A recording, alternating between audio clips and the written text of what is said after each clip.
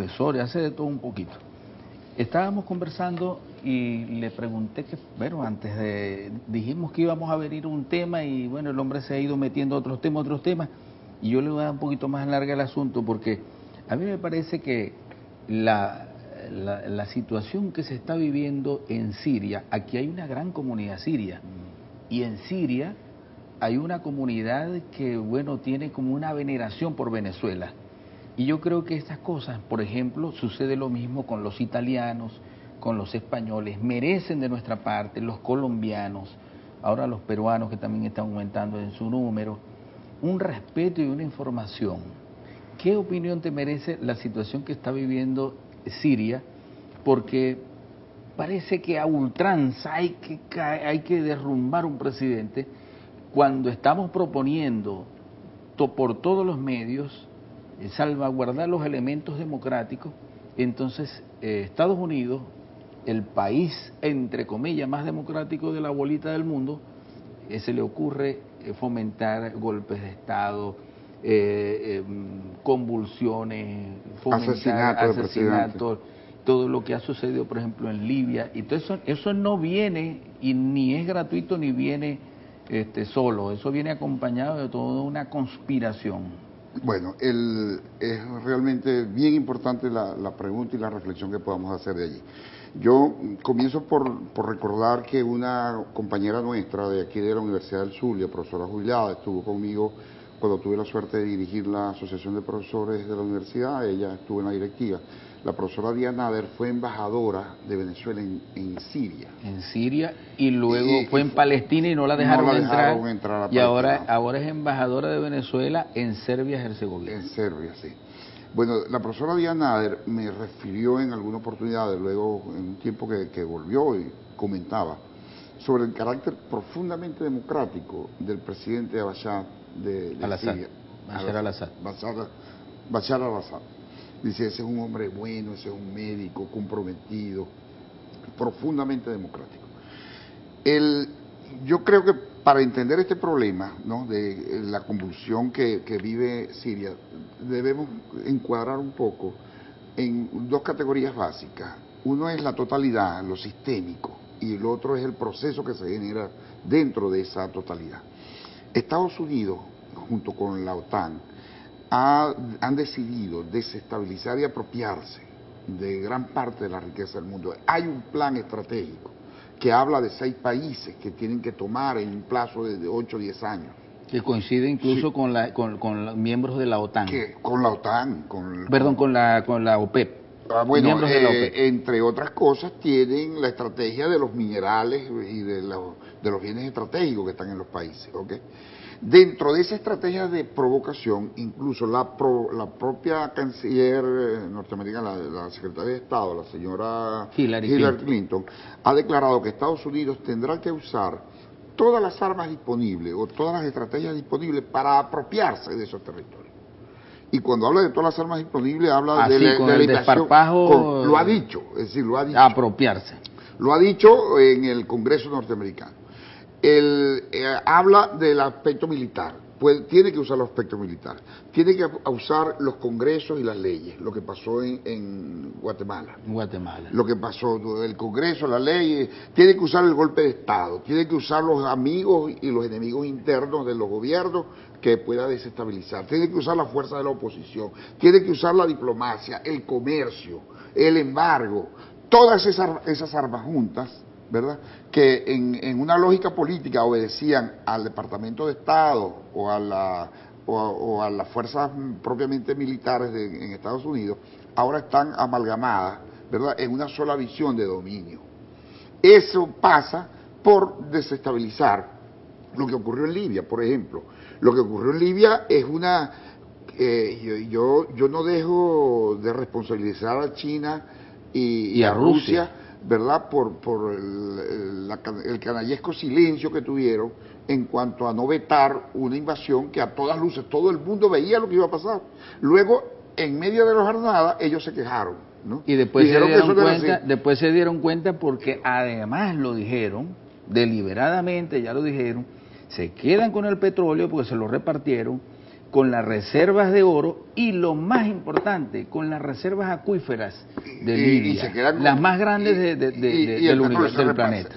Pusieron allí una manera de dominio, es decir, la OTAN se convirtió en unos criminales de guerra. Pues. Ese es el nazismo puro.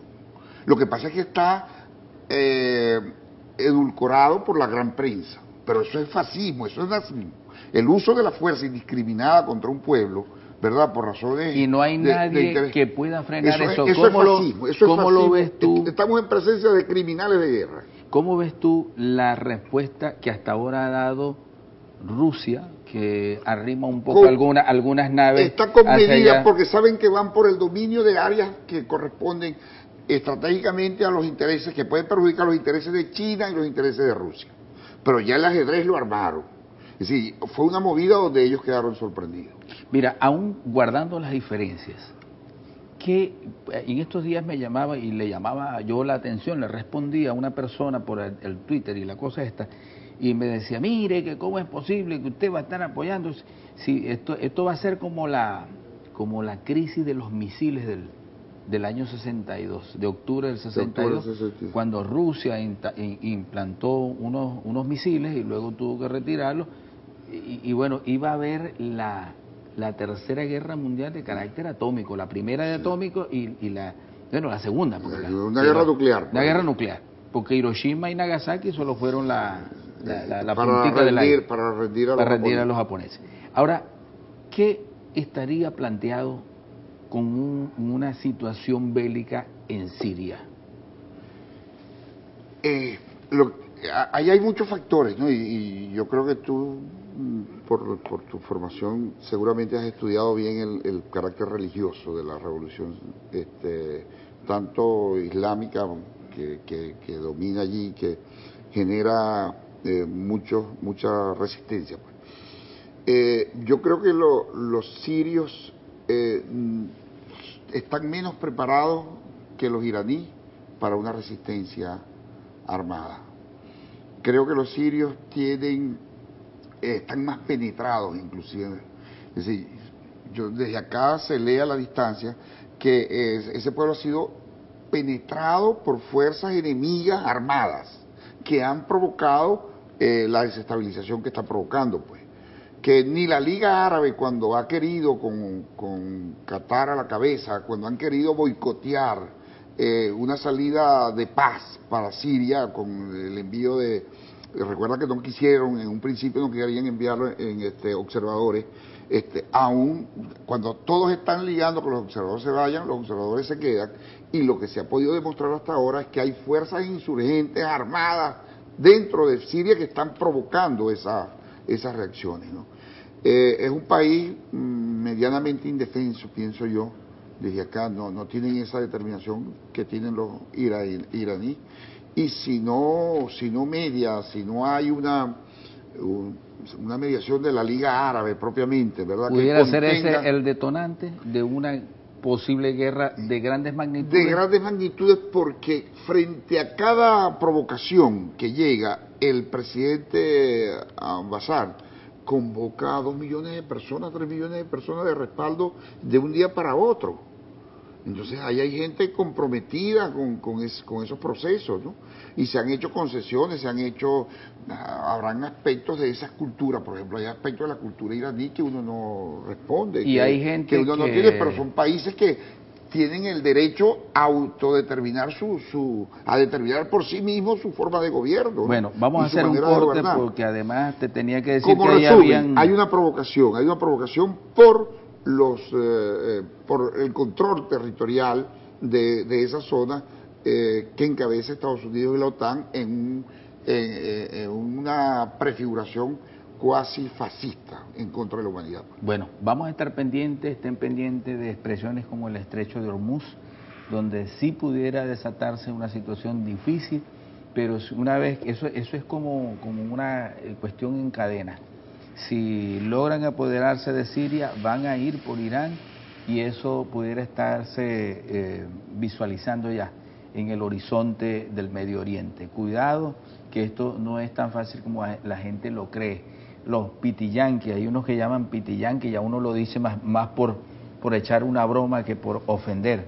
pero hay pitillanques. Un señor aquí, imagínate, que creía y sigue creyendo y quiere gobernar a Venezuela diciendo que somos el patio trasero de Estados Unidos. Imagínense esa cosa. De eso hay allá, y es lo que nosotros no queremos.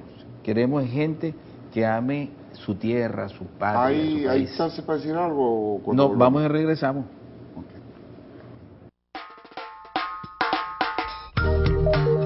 En Análisis, con el Padre Vidal.